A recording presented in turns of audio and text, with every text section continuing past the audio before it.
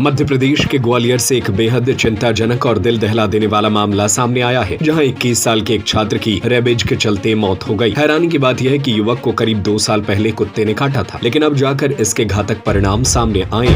Fresh thinking, smart education और her dream को real बनाने का अप्रोच कैम्ब्रिज हाई स्कूल में सेशन 2026 से 2027 के लिए एडमिशंस अब ओपन है।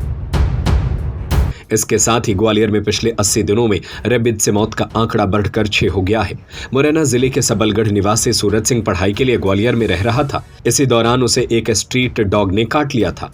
परिजनों के मुताबिक उस समय प्राइवेट अस्पताल में एंटी रेबीज इंजेक्शन भी लगवाए गए थे, लेकिन हाल ही में सूरज में रेबीज के लक्षण दिखाई देने लगे, खासतौर पर पानी से डर लगना, जिसे हाइड्रोफोबिया कहा जाता है।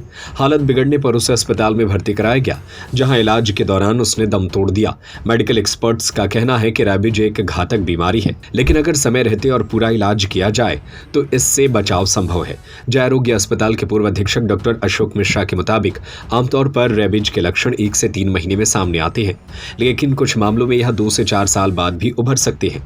ग्वालियर में बीते 80 दिनों में रेबीज से मौत के 6 मामले सामने आ चुके हैं, जिनमें बच्चे से लेकर बुजुर्ग तक शामिल है। यह आंकड़ा स्वास्थ्य व्यवस्था और जागरूकता दोनों पर सवाल खड़े करता है।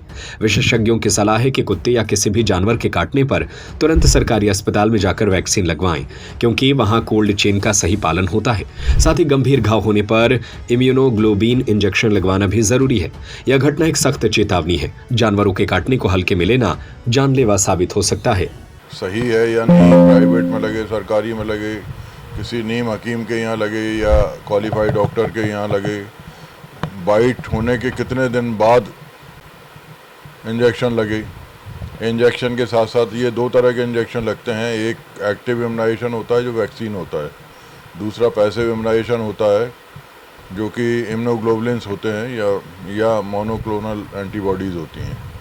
तो ये लगाए जाते हैं आवश्यकता अनुसार, अगर कैटेगरी 3 बाइट है तो ये 2 साल पुराना केस आप बता रहे हैं, तो ये इसमें वैक्सीन की हिस्ट्री संदिग्ध हो सकती है।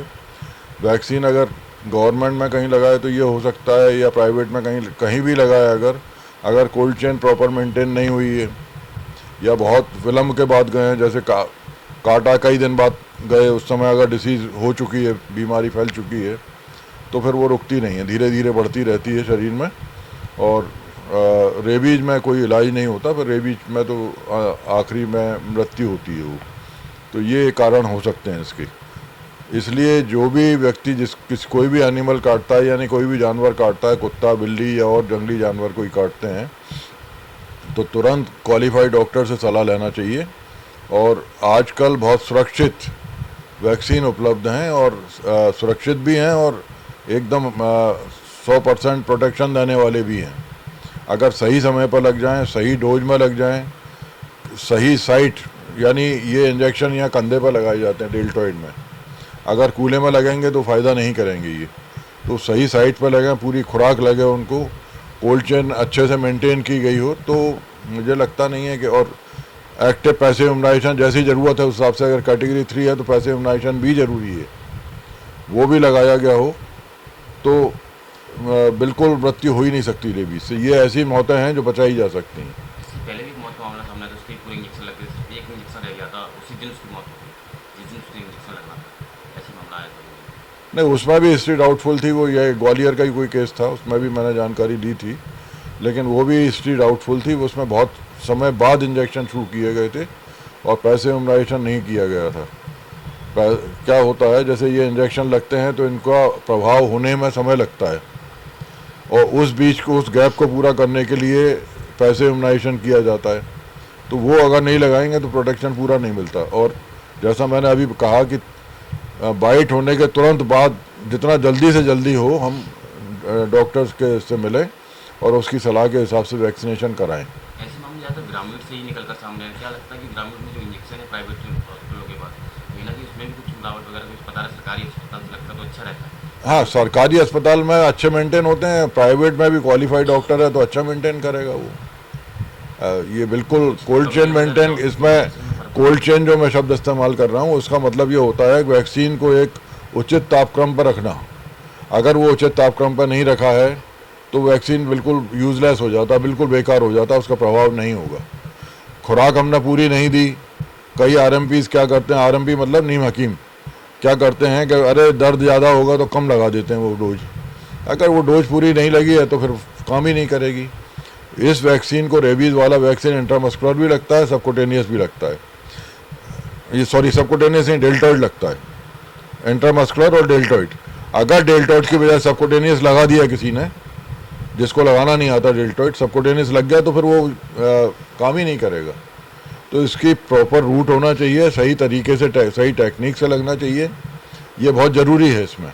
और सही खुराक लगना चाहिए, सही जगह सही साइट पर लगना चाहिए, जितना जल्दी हो उतना जल्दी लगना चाहिए, तभी ये प्रभावशाली होगा। और कोल्ड चेन मेंटेन होना इसमें बहुत ज़रूरी है। फ्रेश थिंकिंग स्मार्ट एजुकेशन और हर ड्रीम को रियल बनाने का अप्रोच कैम्ब्रिज हाई स्कूल में। हम सिर्फ किताबें नहीं पढ़ाते, हम बच्चों को कॉन्फिडेंट, रिस्पॉन्सिबल और फ्यूचर रेडी लीडर बनाते हैं।